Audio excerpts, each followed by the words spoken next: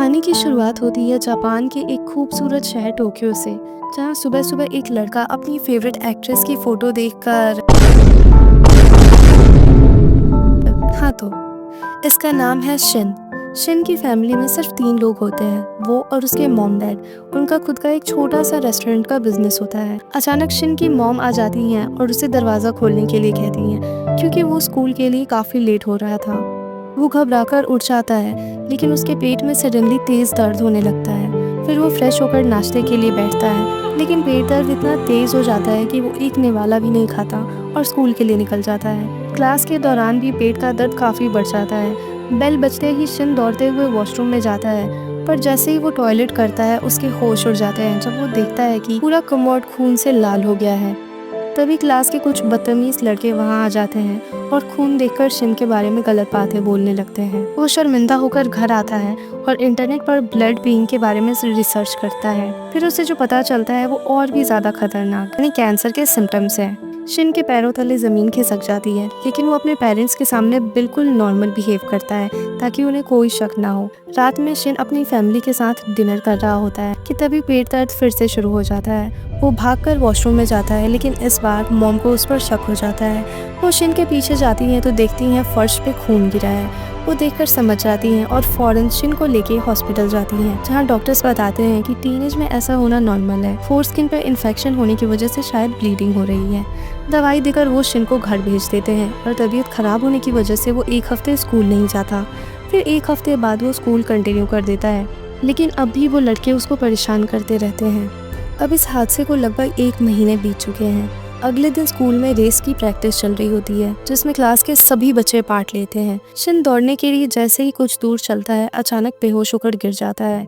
Coach उसे अपने पीठ पर बैठाकर क्लासरूम तक ले जाते हैं, लेकिन बीच रास्ते में ही उनकी शर्ट खून से लाल हो जाती है। शिन की पैंट से ब्लीडिंग देखकर टीचर्स भी शॉक हो जाते हैं और वो फौरन शिन के पेरेंट्स को इन्फॉर्म करते हैं। उसे शहर के सबसे बड़े हॉस्पिटल में एडमिट कराते हैं, जहाँ डॉक्टर्स किसी सर्जरी की तैयारी करते हैं, इसीलिए शिन को पहले ही बेहोश कर दिया जाता है।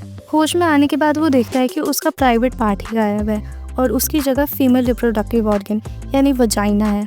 मतलब एक दिन में शिन को लड़के से लड़की बना दिया जाता है। सर्जरी के दौरान शिन का जेंडर ही बदल दिया जाता है और आगे चल के हमें इसका रीजन भी पता चलता है। डॉक्टर शिन के मॉम डैड को प्राइवेट में ले जाके बताते हैं कि आपका बेटा इंटरसेक्स है, यानी दोनों जेंडर के रिप्रोडक्टिव ऑर्गन उसकी बॉडी में डेवलप हो चुके हैं, वो भी प्रॉपरली फंक्शनिंग। जिंदा रहने के लिए उसका एक ऑर्गन रिमूव करना होगा, वरना कैंसर होने के चांसेस हैं, जिससे शिन की जान जा सकती है।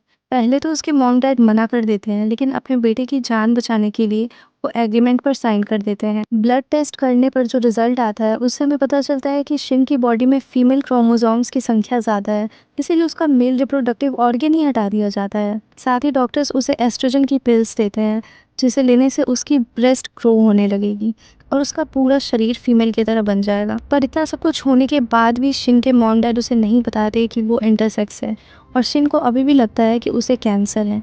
इस बात को लेकर वो बहुत डिप्रेस हो जाता है और काफ़ी परेशान रहने लगता है। अब इस हादसे को पूरे 3 साल बीत चुके हैं।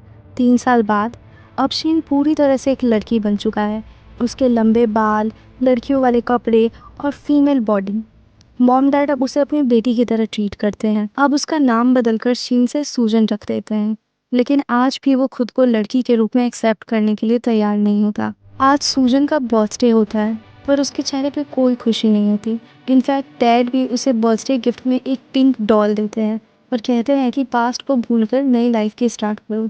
वो जवाब देने के बजाय सूजन उठती है और डॉल को उठाकर जला देती है, फिर अपने कमरे में चली जाती है। कुछ समय बाद हम देखते हैं कि शिन की फैमिली एक नए शहर में शिफ्ट हो जाती है। वहाँ शिन का बेडरूम सिर्फ पिंक कलर की चीजों से भरा होता है। तो और मॉम उसके लिए एक पिंक कलर की ब्रा लाती है और जबरदस्ती उसे पहनाने लगती है। वो कहती है कि तुम अब बड़ी हो रही हो, तुम्हें रोज इसे पहनना पड़ेगा। अगले दिन उसका एडमिशन वो एक नए स्कूल में कराते हैं। शिन जो अब लड़की बन चुका है, यहाँ सब उसे सूजन के नाम से जानते हैं। वो यूनिफॉर्म भी अब लड़कियों वाली पहन के जाता है। टीचर उसे क्लास की टॉपर के साथ बैठाते हैं, जिसका नाम है मियो। मियो अब उसकी बेंचमेट बन जाती है और एवरी डे वो उसी के साथ बैठता है। पर भले ही शरीर एक लड़की का हो, लेकिन अंदर से शिन आज भी एक लड़का है। देखते ही देखते उसे मियो पर क्रश आ जाता है और वो लेक्चर के दौरान भी सिर्फ उसे ही देखता रहता है। जब मियो नोटिस करती है कि शिन उसे देख रहा है, तो वो देखती है कि शिन का स्कर्ट खून से पूरी तरह लाल हो गया है, यानी शिन को मतलब सूजन को फिर से पीरियड्स आ गए हैं। क्लास के बीच में ही वो जैसे तैसे करके टॉयलेट भागती है, लेकिन गलती से वो बॉयज़ टॉयलेट में पहुंच जाती है। लड़के उसे वहां से भगा के गर्ल्स टॉयलेट में भेजते हैं। वहां जाकर वो जैसे तैसे टॉयलेट पेपर अपने पैंट्स में डालती है और ब्लेजर से अपनी कमर पे बांध लेती है ताकि उसके खून का निशान छिप जाए। क्लास में जब वापस आके देखती है, मियो सीट पर से उसके खून का निशान साफ कर रही होती है। ये सॉफ्ट जेस्चर देख के शिन उस पर और फिदा हो जाता है। कुछ दिनों बाद शिन को अपनी सीट पे कुछ गिफ्ट्स और एक लव लेटर लिखा मिलता है जो क्लास के सबसे पॉपुलर लड़के ने उसे भिजवाया होता है, लेकिन सूजन साफ मना कर देती है। तभी हम जिन नाम की एक लड़की को देखते हैं जो दिखने में बहुत भोली भाली और सुंदर होती है, लेकिन असल में वो सूजन से बहुत जलती है क्योंकि मियो उसकी दोस्त है और उसे जिस लड़के ने प्रपोज किया है वो पहले से ही जिन का क्रश है। जब सूजन क्लास में नहीं होती तो जिन चुपके से उसका बैग चेक करती है ताकि वो लव लेटर ढूंढ सके जो उसे उस लड़के ने दिया था। बैग में उसे लव लेटर तो नहीं मिलता, लेकिन दवाइयों का एक डब्बा मिलता है। मियो जिन को मना भी करती है कि बिना किसी की परमिशन के उसके चीज़ों पर हाथ नहीं लगाना चाहिए, लेकिन जिन उसकी बातों को इग्नोर करके सूजन के बैग से दवाई का वो डब्बा निकालती है और उसकी एक फ़ोटो ले लेती है। समय के साथ मियो और सूजन की बहुत अच्छी फ्रेंडशिप हो जाती है। दोनों अब बेस्ट फ्रेंड बन जाते हैं। अब दोनों की इतनी अच्छी दोस्ती हो जाती है तो दोनों आपस में अपनी पर्सनल बातें भी शेयर करने लगती हैं। मियो एक दिन अपनी मॉम से मिलाने के लिए शिन को ले जाती है।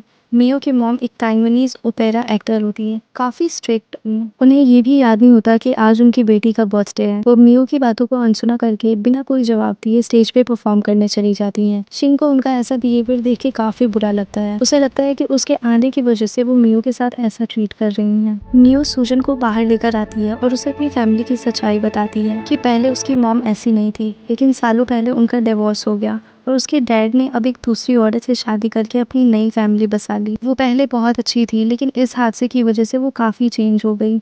ये सारी बातें बताते हुए मियो काफ़ी इमोशनल हो जाती है और शिन को हक कर लेती है। सूजन को मियो की इतनी पर्सनल बातें जानकर एहसास होता है कि मियो भी अब उस पर काफ़ी भरोसा करने लगी। अब सूजन को बुरा लगने लगता है कि उसने अभी तक मियो से अपनी सच्चाई छुपा के रखी है, इसीलिए धीरे धीरे करके सूजन भी अपनी सर्जरी की रियलिटी मियो को बता देती है। सच्चाई जानने के बाद मियो सूजन से कहती है कि तुम चाहे जैसी भी हो, अब तुम मेरी बेस्ट फ्रेंड हो।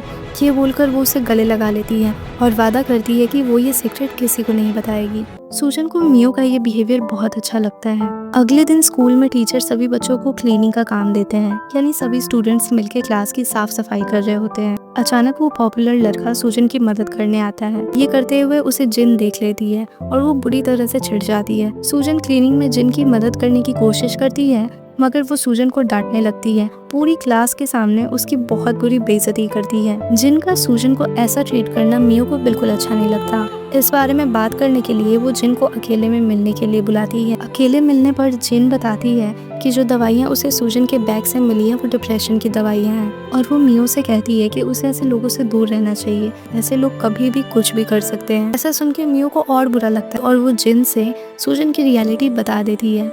अगले दिन स्कूल में सभी बच्चे सूजन को अजीब तरह से घूर रहे होते हैं।